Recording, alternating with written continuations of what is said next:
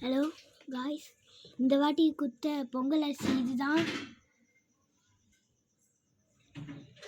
ரேஷனில் எவ்வளோ அருமையாக கொடுத்துருக்குறாங்க பொங்கல் அரிசி.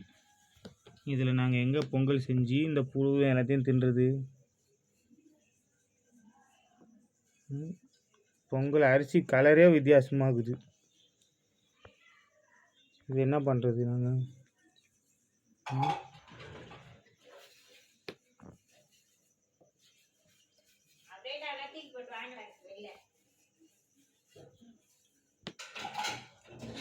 இது பச்சரிசியும். பச்சரிசி எப்படி இருக்குன்னு தெரியல, கலர் மங்கி போய் புழு பூத்தது. இதெல்லாம் அரிசி